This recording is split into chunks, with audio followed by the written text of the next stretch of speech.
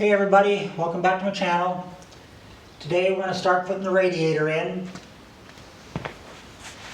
So the radiator sits in these saddles, and you can see I've got them lined with rubber, basically an old truck inner tube, and I cut some slices out of it, glued them into the metal saddles.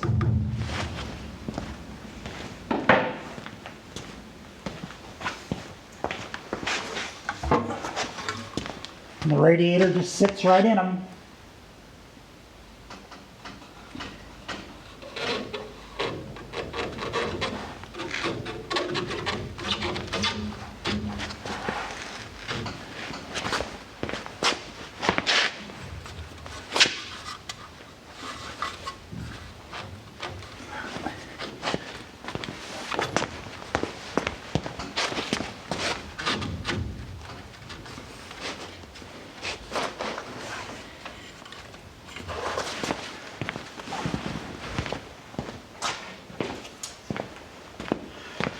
Here's the other saddle for the driver's side.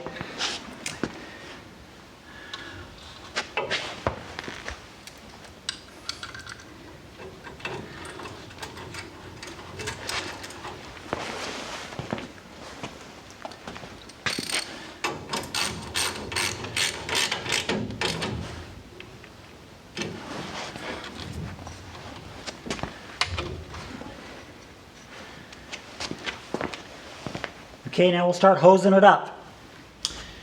Over here on my bench, you can see I've got some elbows, piece of aluminum tube, miscellaneous clamps, some other hose, and tools.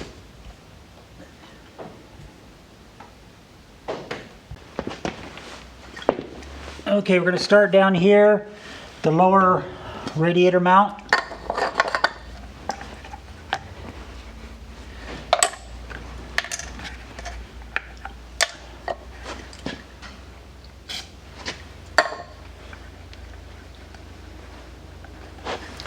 Got a 90-degree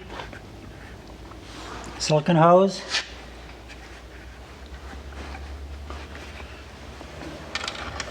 Slider on there.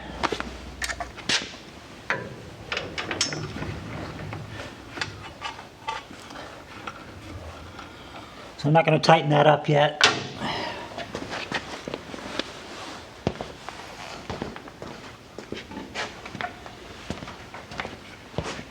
So next I've got a 45-degree hose, which basically is going to go right on top here.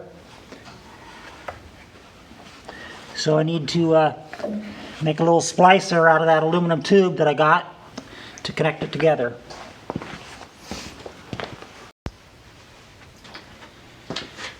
Okay, I've cut my little splicer tube, and it came with a bead on one end already to help hold the hose on. But since I've cut it to the length, I don't have a bead on this side. So I've got a little beading tool right here. Just slide this in. Start cranking.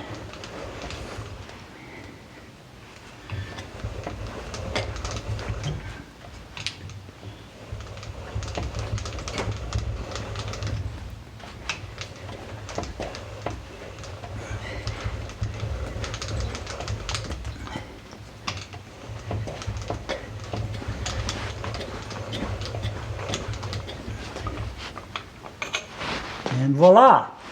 Got a bead on this side to match this one. Okay, I'm going to squirt a little lube on this hose.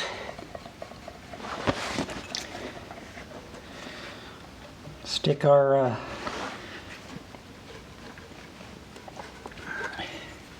fitting in there about halfway.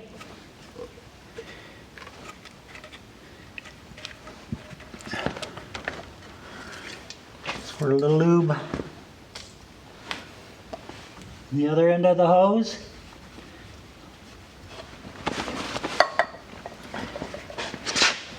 Slide her together. And I think you can see it.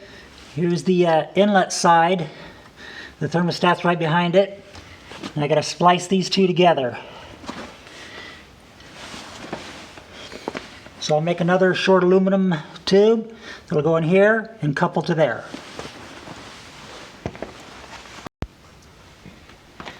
Okay, I changed angles here. I hope you can see this suction side inlet to the water pump, the lower hose fitting on the block. I've cut my short splicer tube. It'll go between this hose down below that I just put on and there. But before I put that in, I've got a little splicer tube here that needs to go on. And so part of the problem when you're doing this stuff is that my splicer end fits on the tube, which is 1 3/4. Most of the radiators and stuff you buy for racing is all American. And of course this fitting is metric. So my splicer tube, when I put it on, is a little loose.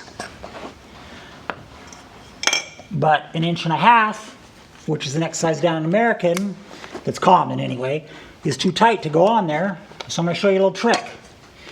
Take a bicycle inner tube,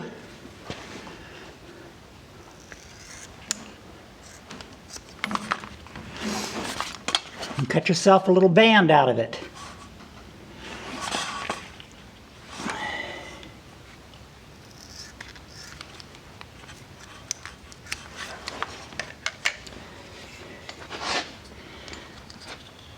And then you kind of just stretch her out and put it right over this tube here. And you just keep adding them as many as you need. Kind of hard to get in here and do this.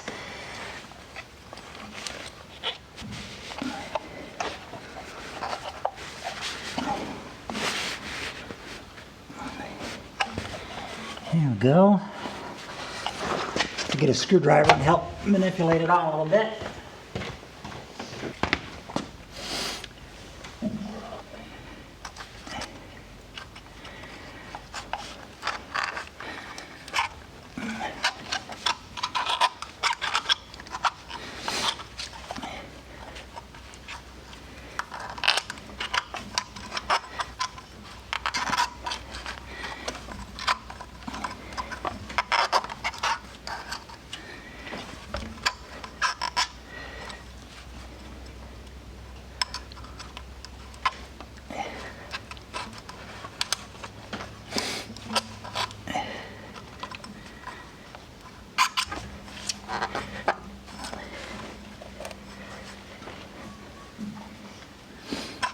And be careful when you're in here working on stuff like this that you don't poke any holes in your radiator.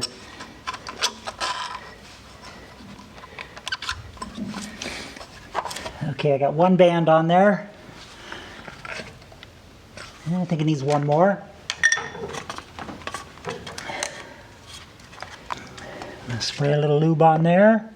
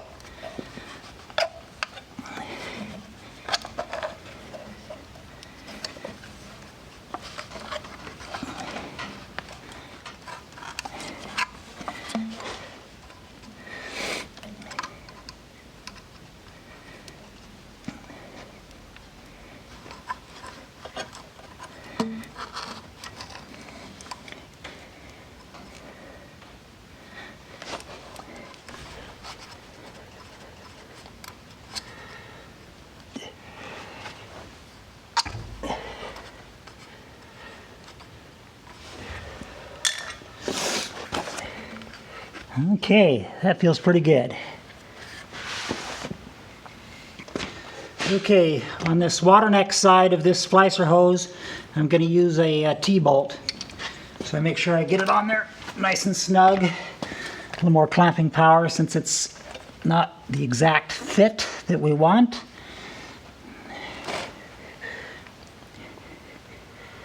I'm going to position it so I don't hit any hoses or anything.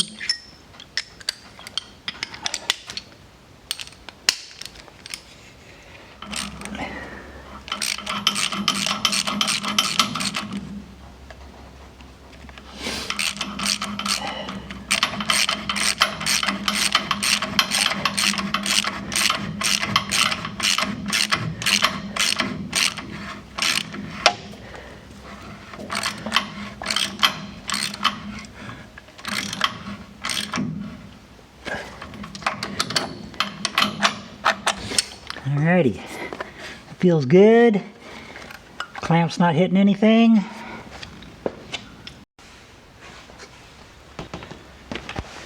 Okay, so now we're going to need to put our tube in. And let's see. I'm going to slide my hose clamps on now.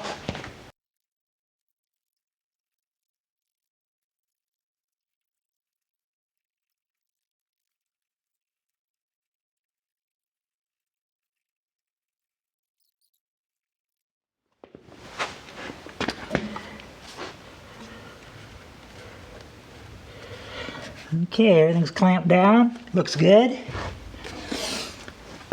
So we're got about 1/2 inches gap right in here between the hose and the sway bar. So I'll probably just clamp a piece of chafing gear, piece of rubber around the sway bar so that if this ever vibrates or moves when it gets hot, I don't want it rubbing a hole through the radiator hose. Okay, now we're going to start on this upper hose. Okay, so now we're working on the upper hose from here to here. We've got this silicone hose here, 90-degree adapter hose. It's 1.5 inches here to fit the radiator, 1.75 inches here to fit my splicing tube and up to the outlet.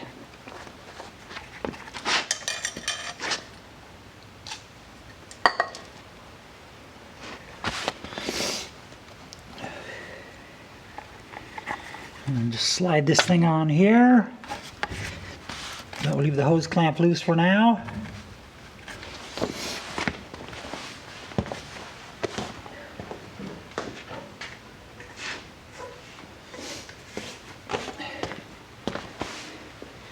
And for up here, I've got this fancy dancy 135-degree hose.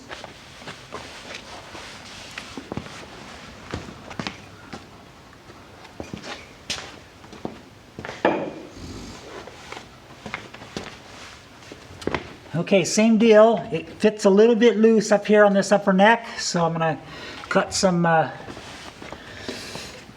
bands, put on there.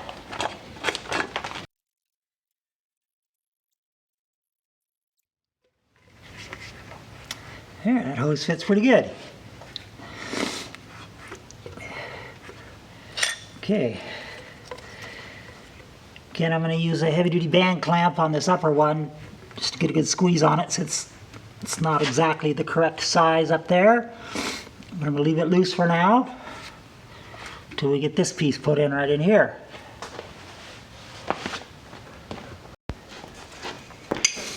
Okay, I've got my tube made. The beads on each end.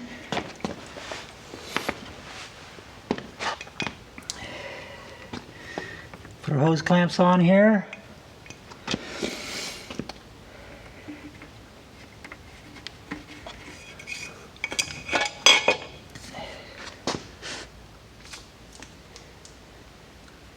Tiny bit of lube in here.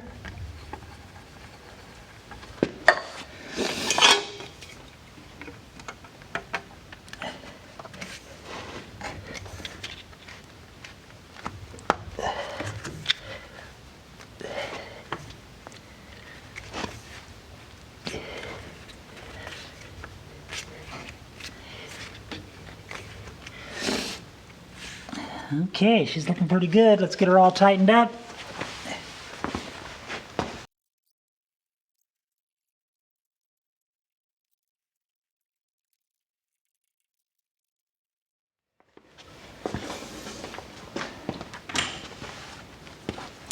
Okay, she's looking pretty good. Now what I've got left is I've got this overflow hose here, and I've got one right here on the radiator, if you can see it there. I'll show you what those are going to do.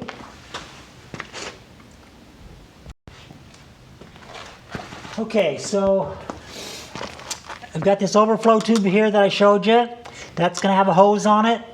And then you can't see it here, it's on the other side of the radiator, but there's also a hose fitting right here. I'm going to have a hose come off of this and a hose come off of this, probably two together. Then they'll come along this frame rail and they'll go right into the overflow surge tank right up here. These two little hoses are key to keeping all the air out of the system and to keep your engine from overheating, among other things. Probably the biggest thing that will help you keep your engine from overheating is an overflow tank like this, mounted up as high as you can get it. Off the bottom there's a hose that goes to one of the heater inlet ports on the back side of the water pump. You can't see it, it's underneath the manifold. And so what that does is it gives a constant little bit of suction on this tank. Then these two hoses that come off the top of the fill and the radiator will bleed air and a little bit of water all the time to, when it circulates, to keep the air out of the system. Okay, here it is with those vent lines hooked up. Got one starting right there, comes around over here to a T, and the one off the back of the radiator comes up to the T. I still got to get some hose clamps, and it follows along right up into the catch can, surge tank catch can. This top vent now becomes the overflow, and that will just go with the hose down to a little catch can back down inside the body.